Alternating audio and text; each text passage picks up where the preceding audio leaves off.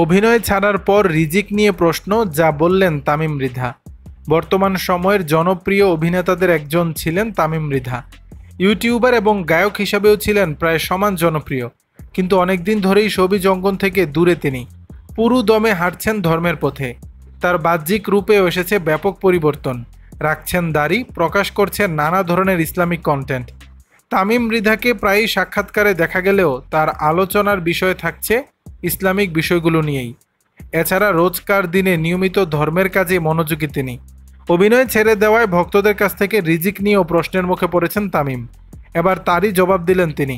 সম্প্রতি ওমরা পালনে যান তামিম মৃধা। সেখান থেকে সোমবার তার ফেসবুকে নিজের একটি ছবিও প্রকাশ করেন তিনি। রিজিক প্রসঙ্গে সেই পোস্টে তামিম লিখেছেন, আমাকে অনেকে জিজ্ঞেস করে এখন আমার রিজিকের কি অবস্থা। আমি ভাবি রিজিক নয় আসলে কি। তামিম লেখেন, এই যে আমি ভাবছি, ঘুমাচ্ছি, কথা বলছি, হাঁটছি, শান্তি পাচ্ছি, সন্তুষ্ট হতে পারছি, এই সব কিছুই তো আমার রিজিক। তামিম আরও উল্লেখ করেন, সেই রিজিক নিয়েই আমি আমার সব থেকে প্রিয় জায়গায় আল্লাহকে এবং আমার নিজেকে সন্তুষ্ট করতে পারছি। এর থেকে ভালো আর কি হতে পারে। আলহামদুলিল্লাহ। সবশেষ তামিম লেখেন, দোয়া করি আল্লাহ যেন আমাদের সবাইকেই অন্তত একবার এই জায়গাটায় আসার তৌফিক দান করেন, আমিন।